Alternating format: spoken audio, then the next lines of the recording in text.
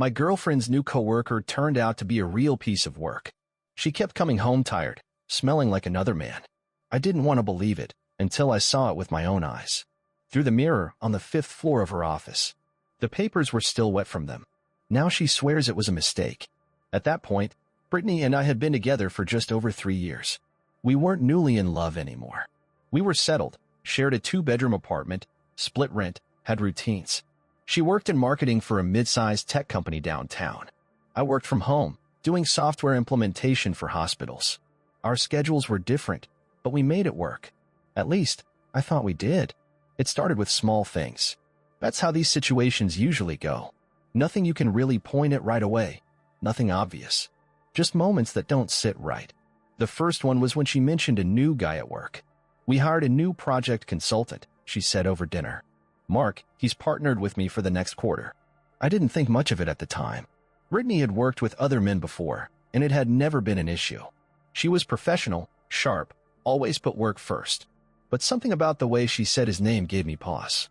Not in what she said, but how casually she repeated it. Mark this, Mark that. Mark thinks the campaign should start sooner. Mark stayed late again. Mark brought donuts. I noticed the pattern, but I didn't say anything because I trusted her. The first time I met Mark was 2 weeks after she first mentioned him.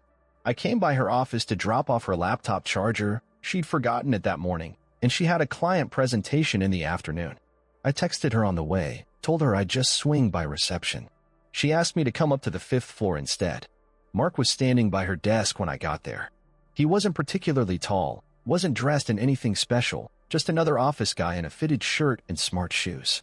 But he smiled easily, like he already knew me. Like this wasn't our first time meeting. Hey, man, he said, offering a handshake. Heard a lot about you. Brittany laughed from behind her monitor. All good. I hope. He chuckled. Only the good stuff. It was a short interaction, but the way they looked at each other, the relaxed way she touched his arm when she passed him her phone, it wasn't how you acted around just a coworker. Over the next month, she started staying late more often. I have to help Mark prep for tomorrow's pitch.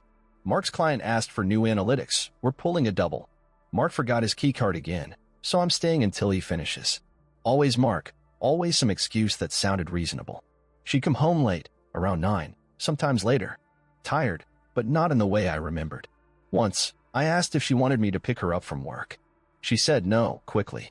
Said she'd Uber, that she still had things to wrap up. I nodded and didn't argue. One evening, I finished my work early and decided to surprise her. I hadn't told her I was coming. I figured I'd show up at her office around 6:15, late enough that it wouldn't seem strange if she was still there, but early enough to see if she really was working. I parked a block away, walked up the side entrance like I'd done once before. At the front desk, I told the security guy I was there to pick up my girlfriend. He looked up from his logbook. Brittany from 5? He asked. Yeah. He nodded. She's probably still up there with Mark. They've been inseparable lately. I tried not to react. Yeah, he continued, like it was nothing. They work late almost every night. Sometimes it's just them and me in the whole building. I nodded slowly. Right. Thanks. I took the elevator up, walked slowly, didn't knock on the office door. I just stood outside, listening. Their voices were faint. I couldn't make out words, but they were in there. I didn't go in, just turned around, went back to the car, and sat there for almost an hour before driving home. That night, she came home around 9:40. I asked her how the day went. She said it was exhausting. Meetings ran long. Traffic was hell. She needed a shower. Then she kissed me like everything was normal and went straight to the bathroom. I sat at the table and stared at the wall for a long time. That was when doubt turned into certainty. I didn't have proof, but I knew. 3 days later, I went back. Same time, I walked in, nodded at the guard, a different guy this time, and said I was heading up to surprise someone for a birthday. He barely looked up, just waved me through. The office was quiet. Lights dimmed in most of the rooms. I climbed to the 5th floor and stepped out into a hallway I now knew too well. Their department's door was not fully shut. I heard movement before I touched the handle, something scraping. Rhythmic. I paused, waited. Then I pushed the door open just enough to see. They were there, together. The office chairs weren't in place. The desk was pushed back slightly. Her hair was down, his shirt was off. And the mirror, the one on the side wall, usually just a decorative piece, reflected everything. They didn't notice me. I didn't make a sound. Only stood there for 5 seconds, maybe 10.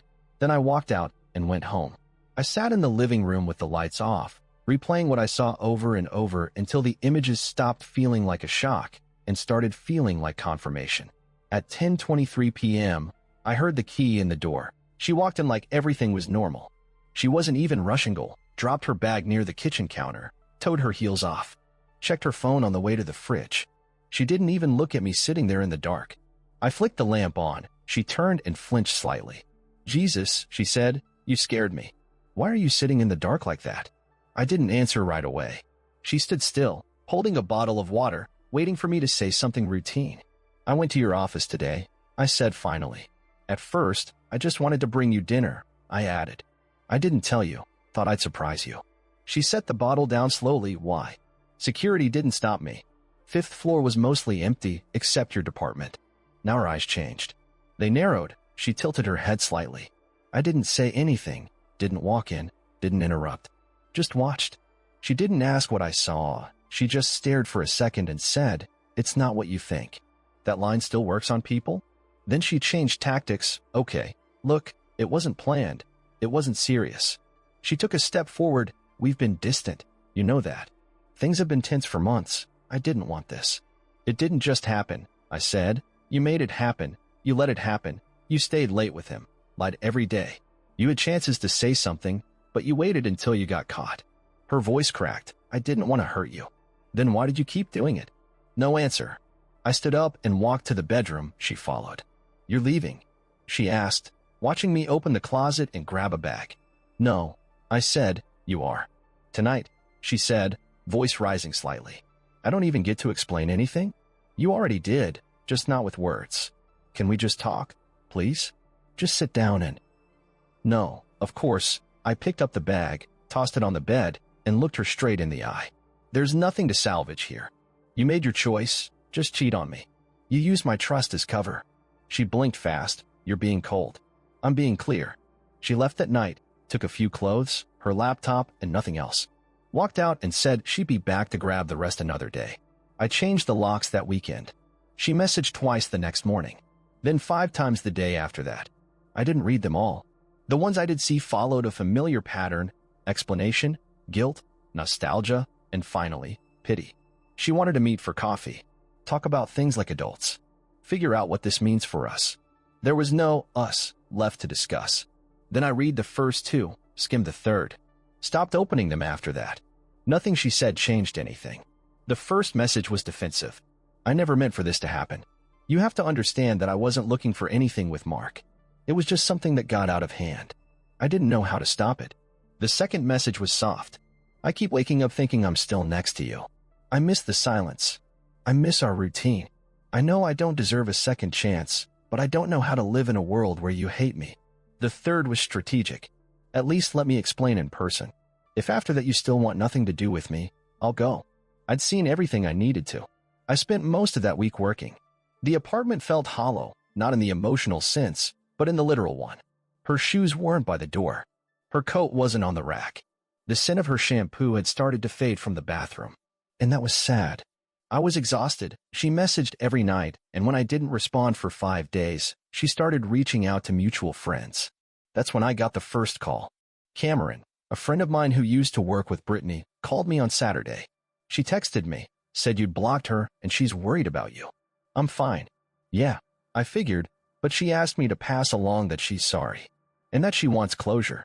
"Listen, man, I'm not taking sides. I know what she did. I just figured I'd let you know." "Thanks," I said. "Don't get pulled into it." "I won't. Just heads up." That was the first of 3 calls like that. A few days later, someone else from our old group texted to ask if I wanted to grab a drink, said Brittany had been reaching out to people we both know, and they didn't want to be in the middle. She was doing what people like her do when they lose control, looking for side doors. If she couldn't get through to me directly, she'd try to remind the world around me that she still existed. Then she came to the apartment. It had been 10 days since I last saw her. I heard the knock around 7:30 p.m., looked through the peephole, and saw her standing there with a small box in her arms. I didn't open the door. "Please," she said, "I'm not here to fight. I just want to drop off your things. I'll go after." I stayed behind the door. After 30 seconds, she crouched down and set the box on the doormat. I left your spare charger, your tool set, the hoodie you said you couldn't find. That's it.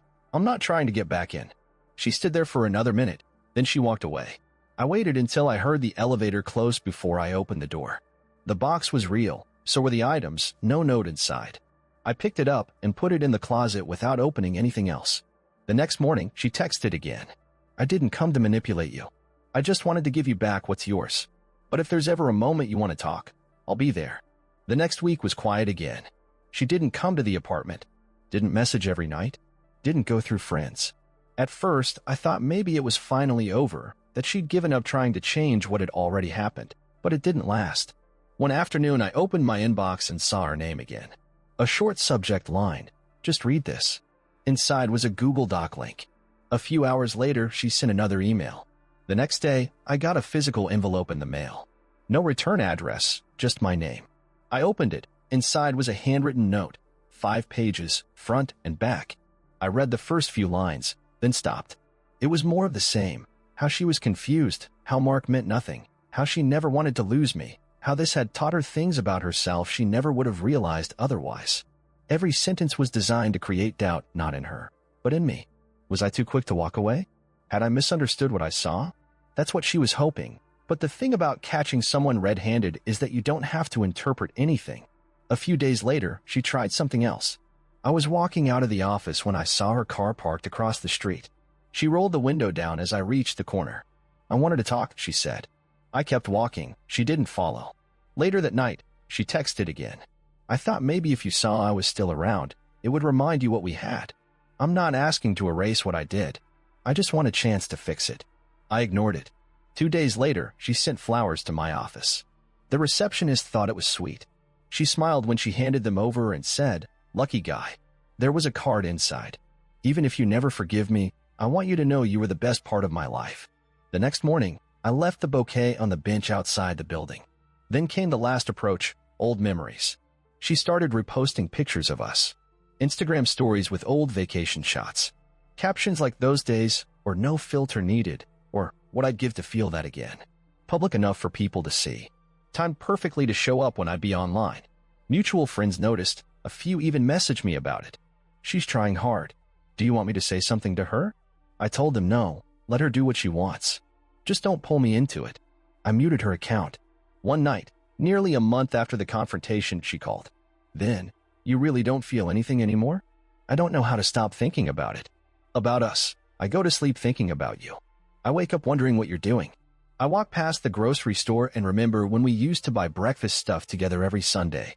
Then she said, "Say something, even if it's just to tell me to stop."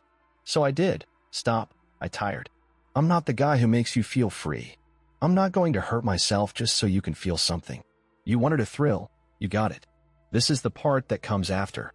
She started to cry. I hung up. About 2 months after it all happened, I met someone. Her name was Claire. We met at a friend's barbecue, not a setup, not a date. Just one of those events where everyone brings someone and ends up talking to someone else. She wasn't trying to impress anyone. She didn't overshare. She just asked questions, listened, laughed when it made sense, and left without saying anything like, "Let's do this again." That's what stood out. We exchanged numbers a week later, after we bumped into each other at a bookstore near downtown. After that, we started texting occasionally. A few casual messages, a few exchanges about the books we'd picked up. Then we met for coffee, then again. After the last few months, easy felt like a luxury. I wasn't hiding her. I just wasn't interested in bringing anyone into another cycle of assumptions, appearances, or explanations. But someone still found out. I don't know who told Brittany. Maybe a friend of a friend. Maybe someone saw us out together. All I know is that on a random Tuesday morning, I got a message from her again. "I'm glad you're moving on. I hope she treats you better than I did." 3 days passed. Then she sent another message, longer. "I wasn't going to say anything, but I think you should know. I'm pregnant. I wasn't sure if I should tell you, but you deserve to know the truth." I stared at the screen for a long time because I already knew what this was. The timing didn't add up. We hadn't been together in weeks before the confrontation. We hadn't been close in months before that. Even if something had happened right before it all collapsed, she would have said something earlier. This wasn't a delayed confession. This was leverage. I replied once. "I want proof, medical report, date, details. If this is real, you'll have all of that." The next evening, she sent a blurry photo of a positive test. No date, no paperwork, just a stick on a bathroom counter. I asked again. Then the story changed. I don't want to drag you into something you're not ready for. I'll take care of it. I just needed you to know. 3 days later, she sent another message. Forget it. It was negative. False positive or something. Don't worry about it. That was it. Just another lie, thrown out to see if it would stick. I didn't tell Claire, because I didn't want our connection polluted with someone else's manipulation. I kept seeing her. We went to dinner, a movie, another coffee. She asked questions about my past, but never pushed. I told her what I felt comfortable saying, and that was enough for her. That was the difference. One night, we were walking back to her place after a long evening, and she asked me something I hadn't expected. Do you think you're ready for something real again? I thought for a moment and said, yeah, I think I am. Because by then, I was. It had been almost 3 months since I last saw Brittany in person. Life had moved forward. My days were full again. Work, errands, small plans with Claire. There was routine and peace. It was a Saturday afternoon. Claire and I had just finished grocery shopping. We were unloading bags into my trunk when I heard someone call my name. I turned and saw her standing by the edge of the parking lot. Brittany. Claire glanced at me, then looked away. Brittany walked over slowly. Can we talk? She asked. I shook my head. Now's not the time. It's important. Claire put the last bag in the car. I'll wait inside, she said quietly. I nodded. She didn't ask questions. Just got in and closed the door. Brittany and I stood a few feet apart. She took a breath. You didn't deserve what I did, not any of it. I lied to you, and I tried to keep you even after I knew I'd lost you. I told myself I had reasons, but none of them matter now. I know you're with someone. I'm not trying to interfere. I just wanted to say I was wrong. About everything, about how I treated you, and could fix it after. After a long pause, she said, I'll leave you alone now. I mean it. You won't hear from me again. I nodded once. She turned and walked away without looking back. And just like that, it was over. In the car, Claire didn't ask what she said. I reached over, took her hand gently, and she squeezed mine without saying anything. That night, I deleted the last of Brittany's messages from my phone.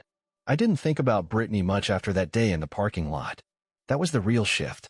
Her name didn't sit in the back of my mind when I checked my phone.